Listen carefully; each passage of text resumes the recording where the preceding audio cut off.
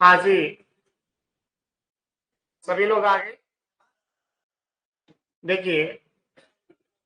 हम लोग ये टॉपिक पढ़ रहे थे सीआरओ, कैथोड रे ऑसिलोस्कोप, एक इलेक्ट्रॉनिक्स मापक यंत्र।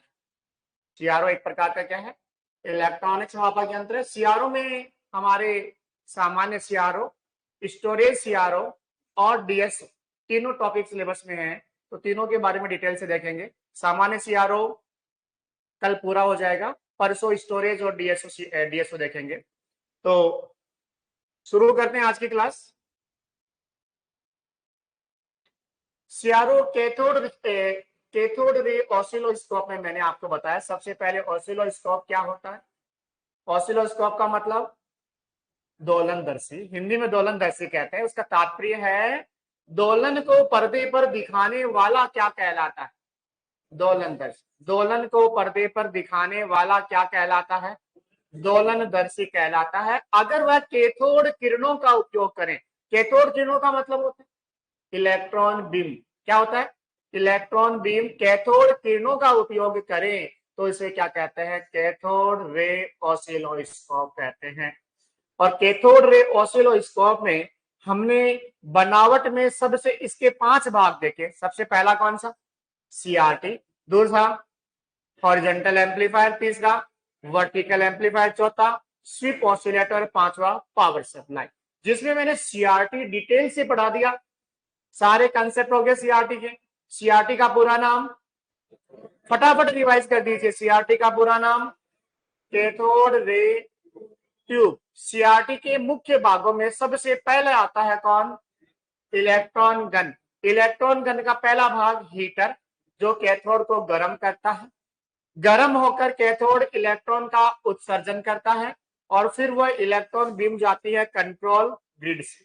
कंट्रोल ग्रिड पर ऋणात्मक वोल्टेज लगाया जाता है। ये जाने वाले इलेक्ट्रॉन की संख्या को क्या करती है? नियंत्रित करती है। कंट्रोल ग्रिड जाने वाले इलेक्ट्रॉन की संख्या को क्या करती है? नियंत्रित करती है। उसके बाद जो इलेक्ट्रॉन बीम है वो एक्सेलरेटिंग एनोड से निकलता है। दो एक्सेलरेटिंग एनोड, एक तो प्री और एक पोस्ट। एक्सेलरेटिंग एनोड पर कितना वोल्टेज लगाते हैं? 2 किलो वोल्ट से लेकर 10 किलो वोल्ट तक का धनात्मक वोल्टेज लगाया जाता है। और बीच में आपके पास होती है फॉक्सिंग एनोड, जो इलेक्ट्रॉन बीम की बारीकी का निर्धारण करती है। 400 वोल्ट इस पे लगाते हैं। उसके बाद ये तो धनात्मक वोल्टेज लगाते हैं। ये सारा का सारा इलेक्ट्रॉन गन है। इलेक्ट्रॉन गन के बाद किरणें जाती है किससे? विक्षेपक प्लेटों से। विक्षेपक प्लेट हॉरिजॉन्टल और वर्टिकल, क्षैतिज और ऊर्ध्वाधर। क्षैतिज विक्षेपक प्लेटें कैसी होती है? ऊर्ध्वाधर। इलेक्ट्रॉन बीम को दाएं बाएं खिसकाती है। ऊर्ध्वाधर विक्षेपक प्लेटें क्षैतिज होती है, इलेक्ट्रॉन बीम को ऊपर नीचे खिसकाती। ये दो प्रकार की हो सकती है, इलेक्ट्रोस्टैटिक और इलेक्ट्रोमैग्नेटिक। देखो, अगर अंदर प्लेटें लगी हुई है तो इलेक्ट्रोस्टैटिक, ठीक है, जिसमें विद्युत विभव लगाएंगे। और अगर बाहर क्वाइल लगी हुई है तो वो कौन सा होता है? इलेक्ट्रोमैग्नेटिक होता है। सामान्य सीआरओ में तो कौन सा? इलेक्ट्रोस्टैटिक। और जो बड़े सीआरओ है उनमें किसका करते हैं? इलेक्ट्रोमैग्नेटिक। ध्यान दीजिएगा, मैं बता दूं आपको, लगभग इलेक्ट्रोमैग्नेटिक विक्षेपक प्रणाली का प्रयोग सबसे ज्यादा होता है इलेक्ट्रोस्टैटिक की तुलना में। टीवी में कौन सी काम में लेते हैं? इलेक्ट्रोमैग्नेटिक काम में लेते हैं। इसके बाद मैंने आपको बताया प्रतिदीप्ति पर्दा पर किसका लेपन होता है? फास्फोरस का। इलेक्ट्रॉन बीम जाकर प्रतिदीप्ति पर्दे पर टकराती है और पर्दे पे क्या उत्पन्न होती है? चमक उत्पन्न होती है। ये सारी चीजें, और इसके साथ साथ एक्वेडेक कोटिंग के बारे में देखा। ये वापस टकरा के आने वाली इलेक्ट्रॉन बीम को क्या करती है? अवशोषित, ताकि पुनः न टकराए। और इसके साथ साथ जो बेस पिन है पावर सप्लाई के लिए काम में ले जाए। हम लोगों ने कल की क्लास में सीआरटी पूरा देख लिया था। सीआरटी का मतलब आपको एक डायग्राम सामने नजर आ रहा होगा। डायग्राम नजर आ रहा है? ये वाला जो पार्ट आपको दिख रहा है, यहां से ये वाला और यहां तक का ये जो भाग दिख रहा है, ये है क्या? सीआरटी। सीआरटी हम लोगों ने देख लिया। सीआरटी के बाद दूसरा पॉइंट कौन सा लिखाया था मैंने? हॉरिजॉन्टल या वर्टिकल, जो भी लिखा है उससे कोई फर्क नहीं पड़ता, सीक्वेंस से। Vertical amplifier.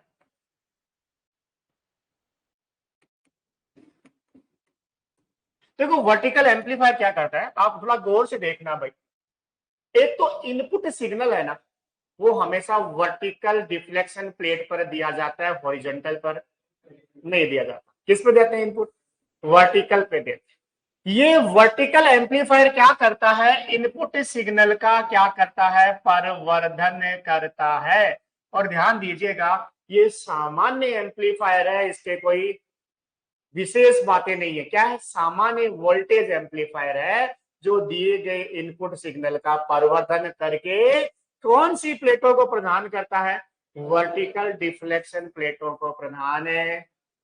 तो वर्टिकल एम्पलीफायर में आपको इतनी चीजें पता होनी चाहिए। क्या, यह एक सामान्य वोल्टेज एम्पलीफायर है,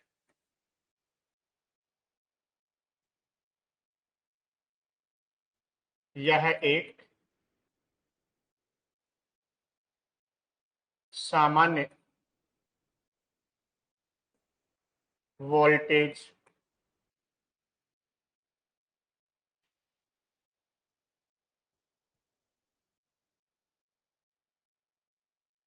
एम्पलीफायर या प्रवर्धक है जो दिए गए इनपुट सिग्नल का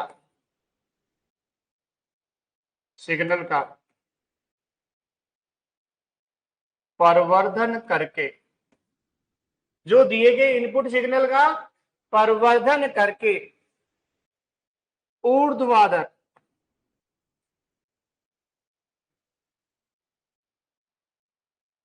विक्षेपक प्लेट को प्रदान करता है।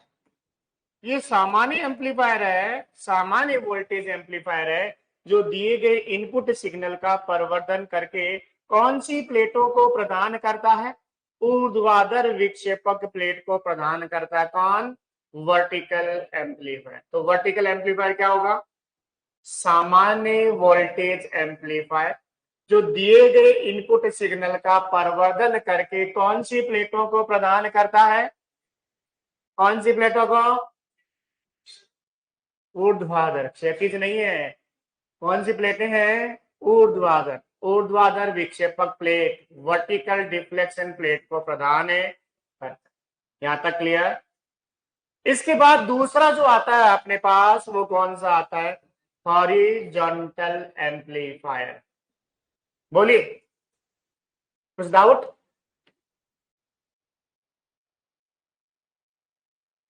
तीसरा जो भाग आता है उसका नाम क्या है, हॉरिजॉन्टल एम्पलीफायर। हॉरिजॉन्टल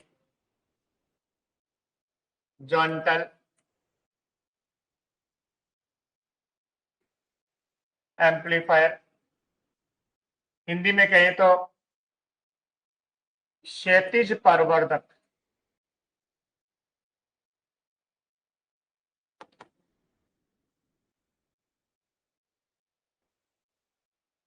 ध्यान दीजिएगा, हॉरिजॉन्टल एम्पलीफायर के बारे में विशेष चीज है, ये सामान्य नहीं है, ये विशेष है। पहली बात तो कौन सी क्लास का है, क्लास ए। कैसा कपलिंग है, आरसी कपल्ड। इसका गेन क्या होता है, उच्च। भाई कपलिंग किस लिए करते हैं, उच्च गेन प्राप्त करने के लिए तो कहते हैं। तो गेन क्या होता है, उच्च। वाइड बैंड एम्पलीफायर, वाइड मतलब चौड़े बैंड में परिवर्धन करने वाला एम्पलीफायर। तो इसी विशेष एम्पलीफायर, इसका नाम पता होना चाहिए। हॉरिजॉन्टल एम्पलीफायर क्या है, यह है क्लास ए आरसी कपल्ड उच्च गेन, उच्च गेन वाइड बैंड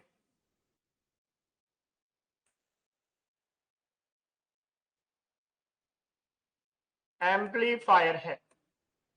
एम्पलीफायर मतलब प्रवर्धक है।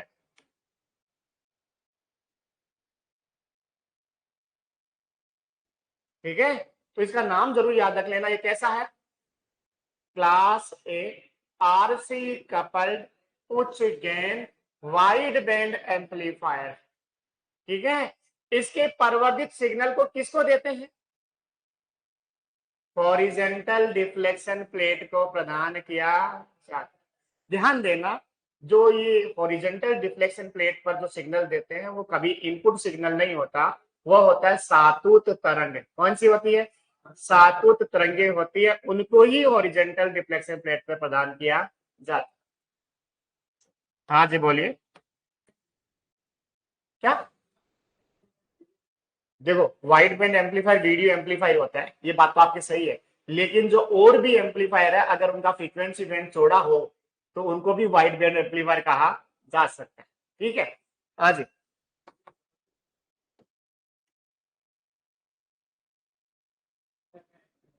अरे छोड़ा करो इन चीजों को, अब आप लोग ऑब्जेक्टिव एग्जाम पे आ गए हो, इनसे इस मोह माया से ऊपर उठ चुके हो ना। यस।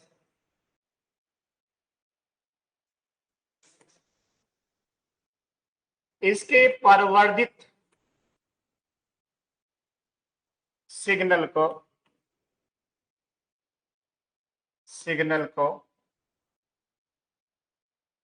क्षैतिज विक्षेपक प्लेट पर प्रदान किया जाए। इसके परवर्धित सिग्नल को कहां प्रदान करते हैं? क्षैतिज विक्षेपक प्लेट पर प्रदान किया जाता।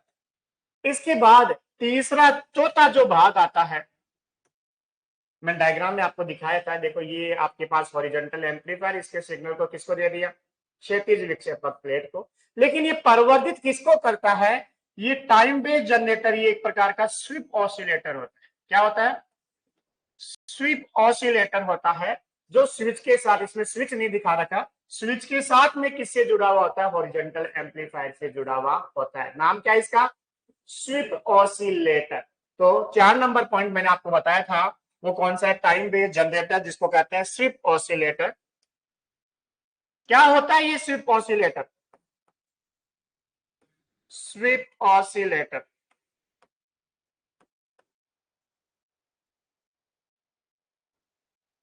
स्वीप ऑसिलेटर की खास बात है, ये आरी दंत सिग्नल उत्पन्न करता है। कौन से? इंग्लिश में कहे तो सातूत तरंग उत्पन्न करता है। ठीक है, और इस सिग्नल को कौन सी प्लेट पे लगाते हैं? हॉरिजॉन्टल डिफ्लेक्शन प्लेट पे लगाते हैं, वर्टिकल पे नहीं लगाते। ठीक है, तो ये कह सकते हैं यह सातूत सिग्नल, हिंदी में कहे तो आरिदंत सिग्नल उत्पन्न करता है। आरिदंत सिग्नल उत्पन्न करता है, जिसे परवर्धित करके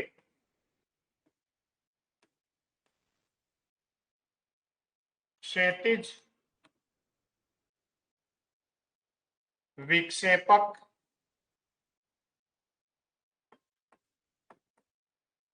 प्लेटों को प्रदान किया जाता है।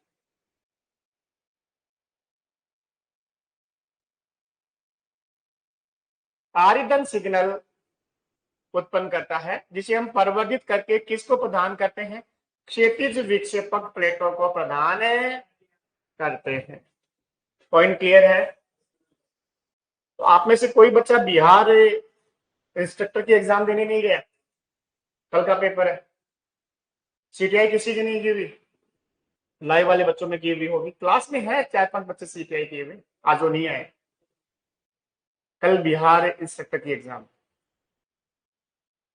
हाँ जी, क्या कह रहा है बच्चा? आईटीआई बहुत मुश्किल से की है ना। यस। स्विप ऑसिलेटर क्या होता है? चेंज कर दो ब्रेक।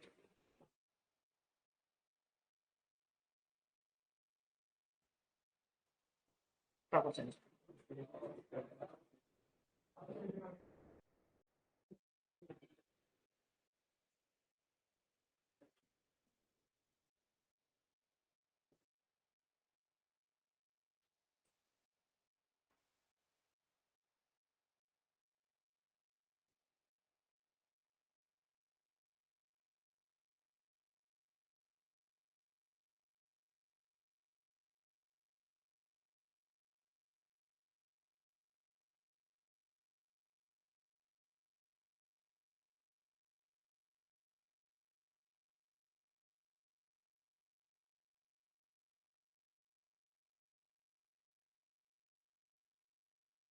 हाँ जी, पॉइंट क्लियर है।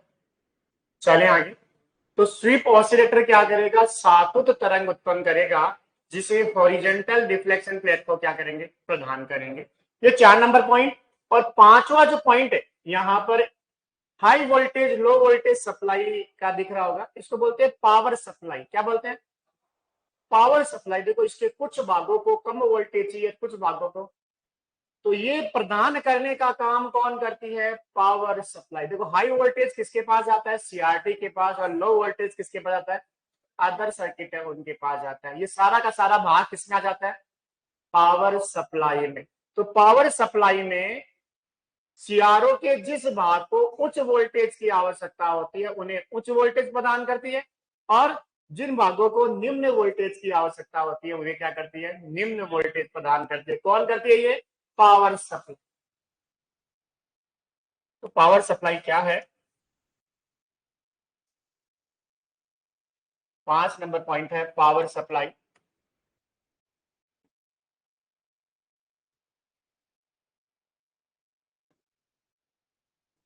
पावर सप्लाई क्या है, यह सीआरओ के वह भाग,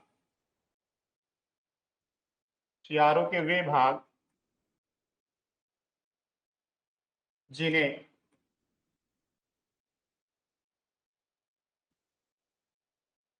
उच्च वोल्टेज की आवश्यकता होती है, की आवश्यकता होती है। सीआरओ के वे भाग जिन्हें उच्च वोल्टेज की आवश्यकता होती है, जैसे सीआरटी को उच्च वोल्टेज प्रदान करती है, को उच्च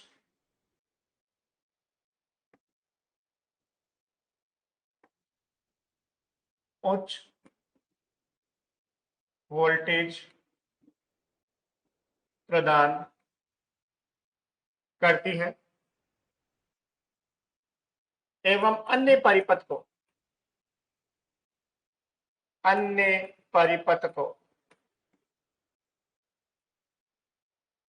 निम्न वोल्टेज प्रदान करती है। अन्य परिपथ को क्या करती है, निम्न वोल्टेज प्रदान करती। पॉइंट क्लियर है। अरे कोई डाउट है किसी को, क्लियर सभी का। चलें आगे। तो ये हो गया सीआरओ अंदर कैसा होता है, सारी चीजें देख ली। अब इनके आपको काम पता होना चाहिए। एक तो जैसे कि फोक्सिंग एनोड है, वो क्या करेगा, इलेक्ट्रॉन बीम की बारीकी का निर्धारण। एक होता है कंट्रोल ग्रिड, जो इंटेंसिटी नोब से जुड़ा होता है, इलेक्ट्रॉन बीम की में इलेक्ट्रॉन की संख्या का निर्धारण, चमक का निर्धारण करता है। ठीक है। एक हॉरिजेंटल एम्पलीफायर और हॉरिजेंटल प्लेटें क्या करती है, इलेक्ट्रॉन बीम को दाएं बाएं खिसकाने का, और वर्टिकल एम्पलीफायर और वर्टिकल प्लेटें क्या करती है, इलेक्ट्रॉन बीम को ऊपर नीचे खिसकाने का काम करती है। ये मुख्य चीजें आपको वापस रिवर्स कर दी मैंने। अब बताते हैं सीआरओ फ्रंट पैनल। पॉइंट है सीआरओ फ्रंट पैनल। ये फ्रंट पैनल का जो क्वेश्चन तो यहां से कम पूछे जाते हैं, लेकिन ये प्रैक्टिकल चीजें हैं जिनके बारे में आपको जानकारी होनी चाहिए। सीआरओ फ्रंट पैनल से बहुत ही कम संभावना है क्वेश्चन पूछा जाएगा, और आएगा तो केवल दो चीज के बारे में आता है, एक तो फॉक्सिंग नोड और दूसरा इंटेंसिटी। इन दो का ही क्वेश्चन आता है। सीआरओ फ्रंट पैनल, कितने बच्चों का सीआरओ देखा हुआ है, शायद सबका देखा हुआ होगा। हाँ जी, सबका देखा हुआ है क्या। चलो ये वाला डायग्राम ले लेता हूं मैं सबसे।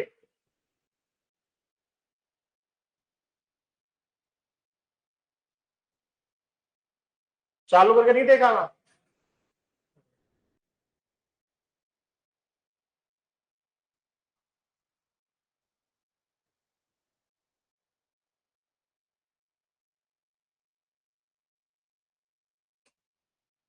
तो भाई एक दिन छुट्टी के दिन आ जाना, मैं चालू करके दिखा दूंगा। बाकी तो इतना समय मिलता नहीं है कि आपको सीआरओ पे प्रैक्टिकल करवाया जाए। ठीक है, जब भी कोई छुट्टी का दिन हो आ जाना, अपने पास पड़ा है, हम प्रैक्टिकल करके देख लेंगे। यस, ये है सीआरओ फ्रंट पैनल। सबको नजर आ रहा होगा सीआरओ फ्रंट पैनल।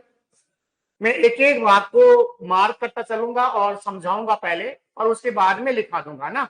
हाँ जी, सबसे पहला भाग सीआरओ फ्रंट पैनल पे आपको नजर आ रहा होगा, ये पावर ऑन ऑफ। ये तो कलर ही नहीं दिखता इस पे, तो मैं हाथ से ही कर देता हूँ मार्क। पहला भाग दिख रहा होगा पावर ऑन ऑफ। यहाँ लाल कलर का बटन दिख रहा है। जब ये बटन बाहर आ जाता है तो पावर बंद है, और अंदर दबा दोगे तो पावर क्या हो जाएगा, चालू। फ्रंट पैनल पे पहला बटन आता है पावर ऑन ऑफ। क्लियर है। पावर ऑन ऑफ के नीचे देखो, यहां देखो, ये आ रहा है INTES, इंटेंसिटी नॉब। कौन सी नॉब? जितनी भी नॉब है सब एक प्रकार का पोर्ट है। पोर्ट बर्तन नहीं, रियोस्टेट वाला, जिसमें प्रतिरोध का मान परिवर्तित कर सकते हो। परिवर्ती प्रतिरोध है जितने भी नॉब है। तो ये है इंटेंसिटी नॉब। ये किससे जुड़ी होती है? कंट्रोल ग्रिड से जुड़ी होती है। किससे जुड़ी होती है? ये कंट्रोल ग्रिड के वोल्टेज को कम ज्यादा करती है।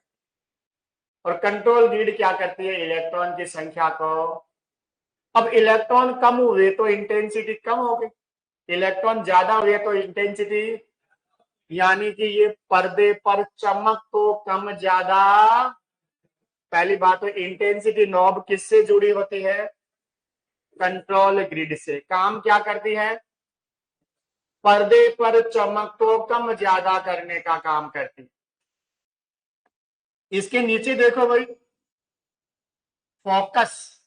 अरे क्या दिख रहा है? फोकस। ये जुड़ा होता है फोकसिंग एनोड से। किससे जुड़ा होता है? और फोकसिंग एनोड इलेक्ट्रॉन बीम की बारीकी का निर्धारण है। कितना वोल्टेज लगता है उसमें? 400 वोल्ट। उस 400 वोल्टेज को कम ज्यादा करके इलेक्ट्रॉन की बारीकी, बीम की बारीकी का निर्धारण करते हैं। यहां तक हो गया। इसके बाद ये होल्ड के लिए है, आपकी तरंग गति कर रही है तो उसको क्या करेगा? होल्ड कर, रोकने का काम करेगा। इसके बाद यहां देखिए, एक ये देखो, सबसे वाला ये वाला पॉइंट, ये इंपॉर्टेंट रहता है हर सीआरओ में। हाँ जी, ये दिख रहा होगा, दो तार से बाहर निकलते हैं। यहां लिखा हुआ है 2 वोल्ट। कितना लिखा हुआ है? 2 वोल्ट। और क्या बनी हुई है? स्क्वायर वेव बनी हुई है। और इसकी आवृत्ति कितनी होती है? 1 किलो हर्ट्ज। जिन बच्चों ने प्रैक्टिकल किए हैं मेरे पास, उनको पता भी है, उनको सिखाया भी गया था। 1 किलो हर्ट्ज। ठीक है, इसकी आवृत्ति कितनी होती है? 1 किलो हर्ट्ज। यहां से आप इस सिग्नल को बाहर लेते हो, किस लिए? सीआरओ को कैलिब्रेट करने के लिए। कैलिब्रेशन का मतलब समझते हो क्या? सेट करना। ये गलत पाठ्यांक तो नहीं दे रहा है, इसको चेक करने को क्या बोलते हैं? कैलिब्रेशन। अब कैसे कैलिब्रेट करेंगे, ध्यान दीजिएगा। हम लोग क्या करेंगे, इससे आपका आउटपुट लेंगे, जो बीएनसी केबल है उसको चैनल फर्स्ट में लगाएंगे। वोल्टेज वाले को कितने पे कर देंगे? 1 वोल्ट पर। कितने पे कर दोगे? और जो टाइम वाला है उसको कर देंगे 0.5 मिली सेकेंड पर। कितने पे कर देंगे? 0.5 मिली सेकेंड पर कर देंगे। कर दिया। करने के बाद क्या करेंगे, अगर यहां पर तरंग इस प्रकार आ जाती है, 2 खानों में इस प्रकार से ऐसी तरंग आ जाती है, इसका मतलब आपका कैलिब्रेट हो चुका है। 2 खानों की तरंग आएगी। कितने खानों की आएगी? 2 खानों की तरंग आ गई, इसका मतलब कैलिब्रेट हो चुका। तो एग्जाम में जो क्वेश्चन आया हुआ आज तक इसका वो एक ही आया हुआ है, कैलिब्रेशन के लिए कौन सा सिग्नल काम में लिया जाता है? किताबों में सातुत दे रखा है। क्या दे रखा है? ये क्वेश्चन किताबों में दे रखा है, और आंसर कौन सा मान रखा है? सातुत मान रखा है। जबकि किसी भी सीआरओ में सातुत का प्रयोग कैलिब्रेशन के लिए नहीं करते। साफ साफ दिख रहा है, बताइए कौन से तरंग काम में लेते हैं? Square wave. उसकी आवृत्ति कितनी होती है? उसका वोल्टेज कितना होता है? ये आपको याद रखना है। स्क्वायर वेव का प्रयोग करेंगे। 1 किलो हर्ट्ज आवृत्ति होती है, 2 वोल्ट उसका क्या होता है? वोल्टेज। क्लियर है। इसके बाद ये तो कंपोनेंट टेस्टर है, इसका तो कोई मतलब नहीं है। किसी कंपोनेंट को चेक करना हो, ये मुख्य काम नहीं है सीआरओ का, साइड काम है। यहां पर अगर किसी सिग्नल को 10 गुना बढ़ाना हो, मतलब तो सिग्नल इनपुट दे रहे हैं ना, 1 वोल्ट दे रहे हैं और आपको 10 वोल्ट दिखाना हो, तो यहां पर इस बटन को दबा दिया जाता है, 10 गुना कर देते हैं। ये भी मतलब नहीं है इसका भी। सबसे जो मेन बटन आता है वो ये दिख रहा है क्या, टाइम प्रति वोल्ट। टाइम प्रति वोल्ट का मतलब है एक खाने के टाइम का निर्धारण करता। अगर आपने इसको कुछ तो कर दिया 0.5 मिली सेकेंड, तो इसका मतलब यहां से लेकर यहां तक का कितना हो गया, 0.5। देखो मैं आगे लिखूंगा तब और वापस समझाऊंगा, यहां एक बार रफली समझ लीजिए। ये कितना हो गया, 0.5। दो खाने कितने के हो गए, 0.5, 1 मिली सेकेंड। तो ये टाइम का निर्धारण करता है कि अक्स पैमाना, अक्स एक्सिस का पैमाना है, उसका निर्धारण करेगा कि उसका एक खाना कितने सेकंड का है, या कितने मिली सेकंड का है, या कितने माइक्रो सेकंड। देखो इसमें माइक्रो भी दे रखा है इधर, ये तो माइक्रो में है, ये सारे मिली में है, और ये सारे सेकंड में है, तीनों दे रखे हैं। इसके बाद यहां दो भाग दिख रहे होंगे, चैनल फर्स्ट, चैनल सेकंड। देखो इसमें दो चैनल लगते हैं, एक तो ये वाला दिख रहा है इनपुट, एक ये वाला दिख रहा है, दो दिख रहे हैं ना। इनमें कौन सी केबल लगती है, बीएनसी केबल। कौन सी केबल लगती है, बीएनसी केबल इनमें लगती है। चैनल फर्स्ट से चैनल फर्स्ट का वोल्टेज निर्धारित हो जाएगा, और चैनल सेकंड से किसका हो जाएगा, चैनल सेकंड का। ये वोल्टेज निर्धारण क्या है, ये बताता है कि आपका एक खाने का वोल्टेज कितना है। अगर आपने इसको 1 वोल्ट पर कर दिया, इसका मतलब एक बड़ा खाना कितने वोल्ट का हो गया, 1 वोल्ट का हो गया। तो ये वोल्टेज का निर्धारण करता है। इसके अलावा चैनल फर्स्ट के लिए इधर वाई पोजीशन दिख रही है, और चैनल सेकंड के लिए भी क्या दिख रही है, वाई पोजीशन। ये जुड़ी हुई होती है वर्टिकल डिफ्लेक्शन प्लेट से। किससे जुड़ी होती है, वर्टिकल डिफ्लेक्शन प्लेट से जुड़ी होती है। तो इलेक्ट्रॉन बीम को ऊपर नीचे करना हो, चैनल फर्स्ट की करना हो तो इसको घुमाएंगे, चैनल सेकंड की करना हो तो इसको घुमाएंगे। एक अक्ष दिख रहा है कहीं पे, अक्ष पोजीशन, ये रहा आई पोजीशन, ही एक्स पोजीशन, ठीक है। इलेक्ट्रॉन बीम को क्या करता है, दाएं बाएं खिसकाने का काम। देखो दाएं बाएं खिसकाने का काम एक ही चैनल से, एक ही जगह से होता है। ऊपर नीचे का काम दो जगह से होता है, दोनों चैनल का अलग अलग होता है। इसके अलावा सिग्नल को उल्टा करना हो तो क्या कर सकते हैं, इन्वर्ट। इन्वर्ट दिख रहा है, यहां से चैनल आपको एक नंबर चूज करना है, दो करना है, या दोनों करने हैं, या चॉपिंग करनी है। चॉपिंग का मतलब काटना है। तो इसके लिए आपके पास क्या करेंगे, इनका प्रयोग भी किया जा सकता है। लेकिन ये साइड के काम होते हैं, मेन काम कौन कौन से, आपको स्विच का पता होना चाहिए, आपको इंटेंसिटी नॉब का पता होना चाहिए, आपको फॉक्सिंग नॉड का पता होना चाहिए, आपको कैलिब्रेशन का पता होना चाहिए, आपको टाइम पर डिवीजन का पता होना चाहिए, आपको वोल्ट पर डिवीजन का पता होना चाहिए, आपको वाई पोजीशन का पता होना चाहिए, और आपको अक्स पोजीशन का पता होना चाहिए। ये मेन काम होते हैं सीआरओ के। इसके अलावा साइड के काम है, और जो एक्सटर्नल काम करता है सीआरओ वो,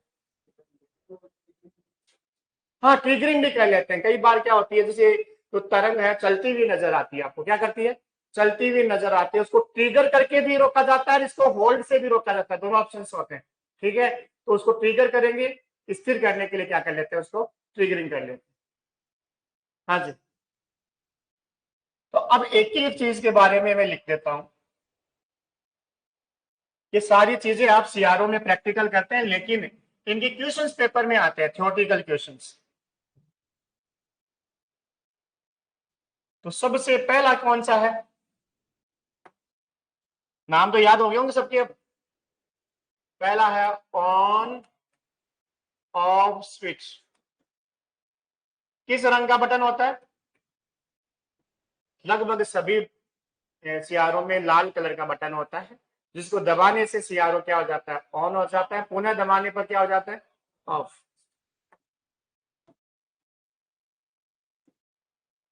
यह पुश बटन स्विच होता है, या पुश बटन होता है, जिससे सीआरओ को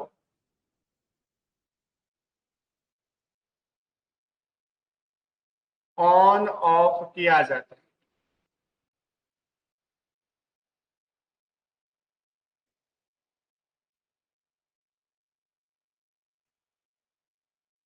जिससे सीआरओ को क्या करते हैं, ऑन ऑफ करते हैं। तो सीआरओ को ऑन ऑफ करने के लिए इस स्विच का प्रयोग किया जाता है। दूसरा इसमें स्विच होता है कौन सा, इंटेंसिटी। 2 नंबर आता है इंटेंसिटी। इंटेंसिटी नॉब, जो घुमाने वाले हैं उनको क्या बोलते हैं, नॉब बोलते हैं। तो इंटेंसिटी नॉब क्या करती है, यह किससे जुड़ी होती है, सीआरटी की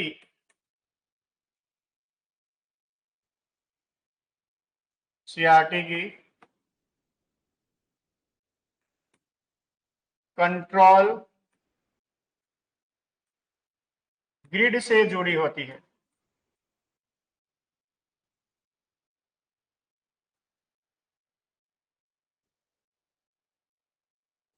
यह सीआरटी की किससे जुड़ी होती है, कंट्रोल ग्रिड से जुड़ी होती है। इसकी सहायता से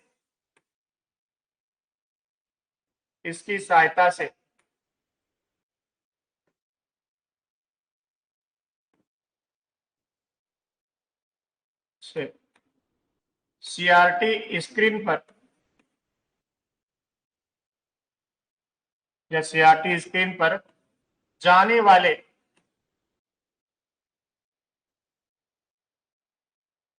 वाले इलेक्ट्रॉन बीम में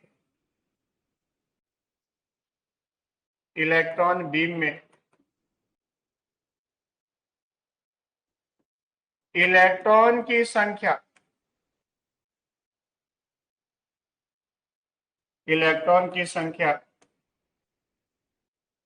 नियंत्रित की जाती है। इलेक्ट्रॉन बीम में किसका नियंत्रण होता है, इलेक्ट्रॉन की संख्या का नियंत्रण होता है।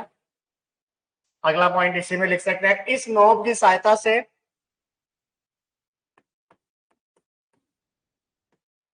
इस नॉब की सहायता से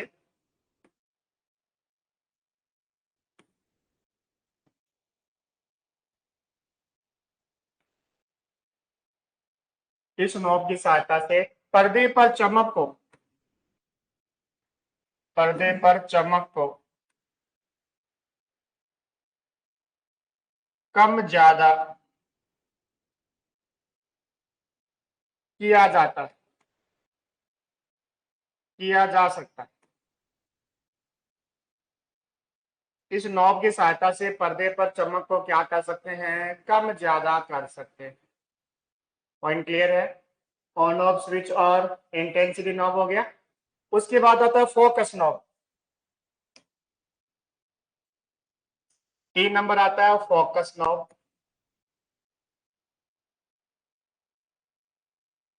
फोकस नॉब फोकस नॉब की बात करें तो किससे जुड़ी होती है, फोकसिंग एनोड से जुड़ी होती है। यह सीआरटी के फोकसिंग एनोड से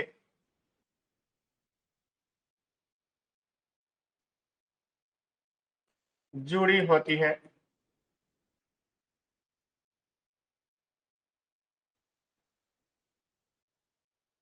इसकी सहायता से इसकी सहायता से इलेक्ट्रॉन बीम की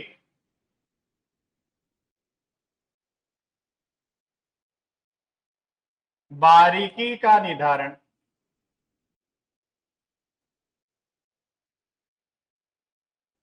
इलेक्ट्रॉन बीम की बारीकी का निर्धारण किया जाता है। किसी बारीकी का निर्धारण, लाइन मोटी आ रही है पतली आ रही है, वो किससे करते हैं, फॉक्सिंग एनोड से या फॉक्सिंग नॉट से। उसके बाद आता है डी,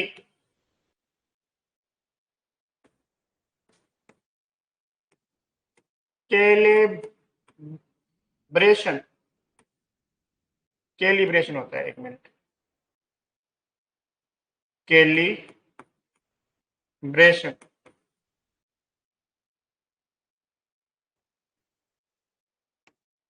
तो कैलिब्रेशन में क्या होता है, यहां से या सियारों के इस भाग से, सियारों के इस भाग से स्क्वायर तरंग या स्क्वायर वेव प्राप्त होती है। सियारों के इस भाग से कौन सी तरंग प्राप्त होती है, स्क्वायर वेव प्राप्त होती है, जो 2 वोल्ट पीक टू पीक, ध्यान रखना कैसे, पीक टू पीक, एवं 1 किलो हर्ट्ज वाली होती है।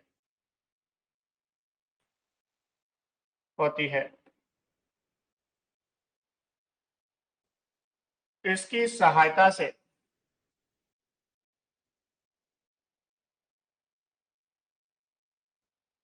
सियारों को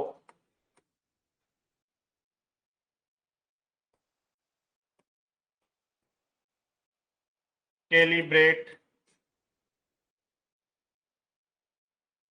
किया जाता,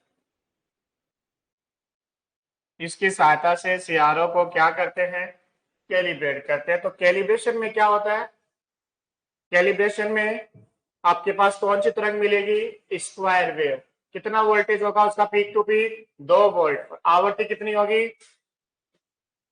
1 किलो हर्ट्ज। हो गया कैलिब्रेशन। उसके बाद चले आगे, आगे चलेंगे।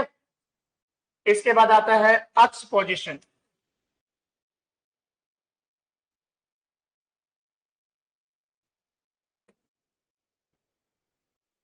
अक्स पोजीशन, अक्स पोजीशन के द्वारा क्या करते हैं, इलेक्ट्रॉन बीम को दाएं बाएं खिसकाते हैं। इसकी सहायता से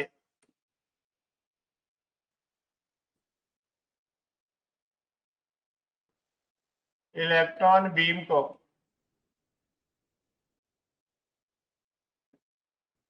दाएं बाएं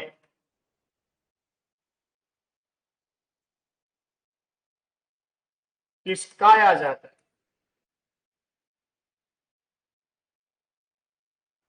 यह क्षैतिज विक्षेपक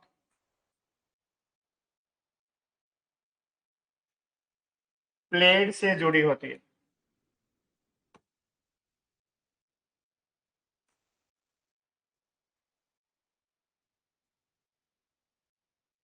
ये किससे जुड़ी होती है, क्षैतिज विक्षेपक प्लेट से ये जुड़ी होती है, अक्स पोजीशन। उसके बाद वाई पोजीशन,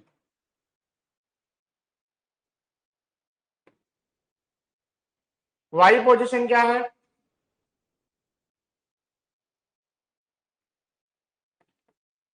इसकी सहायता से इलेक्ट्रॉन बीम को क्या करते हैं, ऊपर नीचे, अक्स पोजीशन से दाएं बाएं, वाई पोजीशन से ऊपर नीचे खिसकाया जाता है। इसकी सहायता से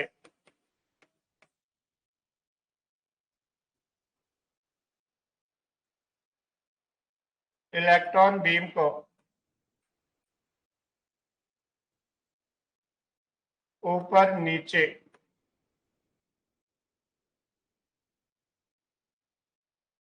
खिसकाया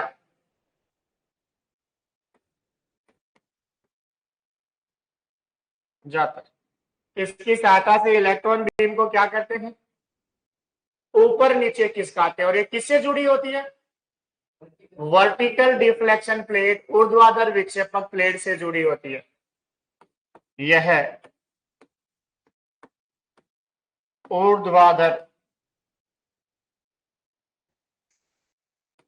विक्षेपक प्लेटों से जुड़ी रहती है। किससे जुड़ी रहती है, ऊर्ध्वाधर विक्षेपक प्लेटों से जुड़ी हुई होती है। तो दोनों पॉइंट हो गए, एक्स पोजीशन वाई पोजीशन। उसके बाद है, हो गया ये, अरे हो गया क्या? अगला आता है टाइम पर डिवीजन और वोल्ट पर डिवीजन। ये दो और इंपॉर्टेंट है। टाइम पर डिवीजन द्वारा क्या करते हैं? कितने हो गए? जी, जी है टाइम पर डिवीजन। टाइम पर डिवीजन द्वारा क्या करेंगे? इसकी सहायता से अक्स अक्स के एक खाने का पैमाना निर्धारित है या एक खाने का मान निर्धारित करेंगे। इसकी सहायता से अक्स अक्स के एक बड़े खाने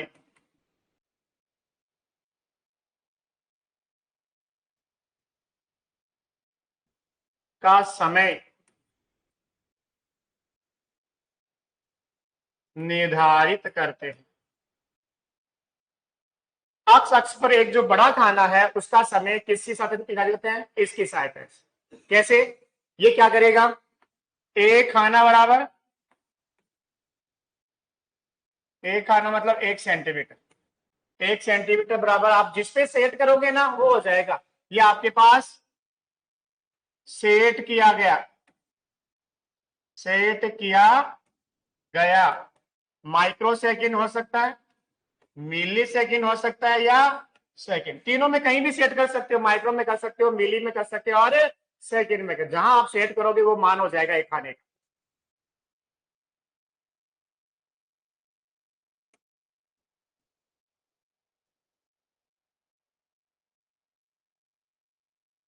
उसके बाद आता है एच, वो है वोल्ट पर डिवीजन। वोल्ट पर डिवीजन क्या करता है? इसकी सहायता से एक्स अक्ष नहीं, वाई अक्ष से एक खाने का मान निर्धारित किया जाता है। तो कह सकते हैं इसकी सहायता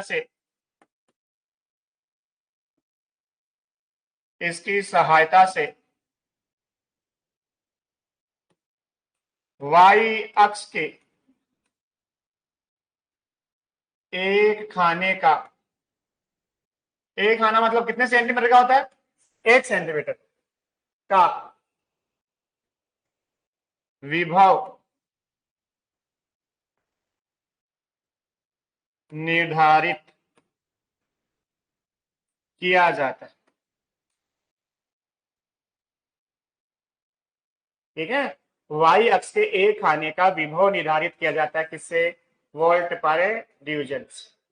ठीक है, अब देखो सीआरओ में एक चैनल भी हो सकता है, दो भी हो सकते हैं, चार भी हो सकते हैं। एक चैनल का सीआरओ भी हो सकता है, दो चैनल का भी हो सकता है और चार चैनल का। यहाँ पे कितने का था डायग्राम वाले? दो चैनल। तो यहाँ पे दो सिग्नल एक साथ देख सकते हो। चार चैनल का होता तो चार सिग्नल एक साथ देख सकते थे, और एक चैनल का होता तो केवल एक ही सिग्नल एक साथ देख सकते। पॉइंट क्लियर है? चैनल का मतलब समझ में आ गया होगा। सिग्नल से कितने इनपुट दे सकते हैं। और ध्यान देना, इनपुट देने के लिए कौन सी केबल काम में लेते हैं? सीआरओ इनपुट के लिए बीएनसी केबल का प्रयोग करते हैं, ये भी याद होना चाहिए। सीआरओ इनपुट के लिए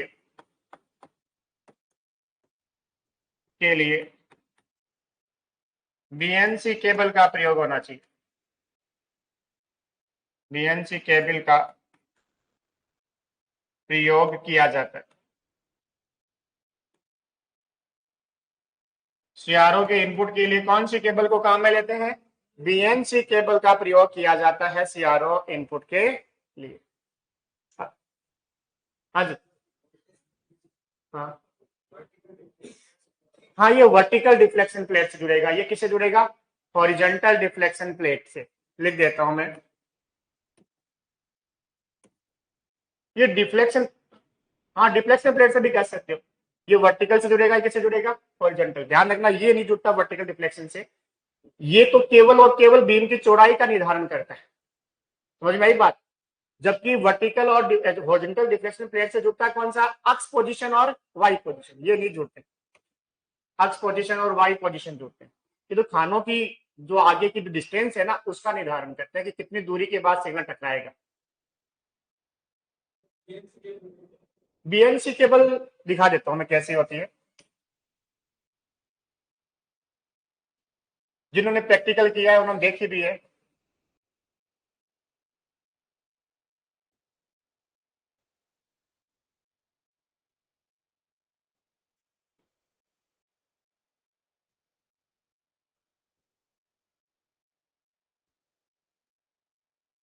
ये वाली केबल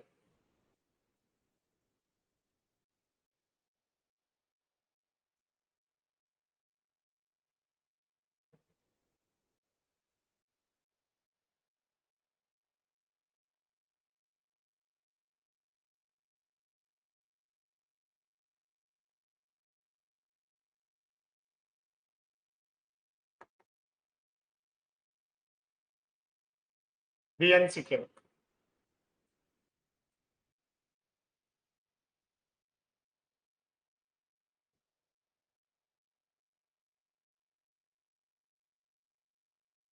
अब बीएनसी का पूरा नाम लिख लीजिए, बायोनेट नेल कंसलमैन।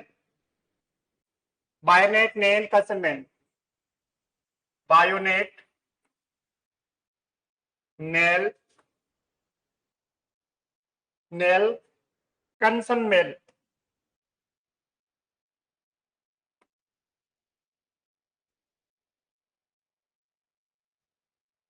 ये बीएनसी का पूरा नाम होता है। पूरा नाम पूछने की संभावना नहीं होती, केबल का नाम भी पूछा कौन सी केबल काम में लेते हैं। हाँ, तो बीएनसी केबल का ही प्रयोग करते हैं।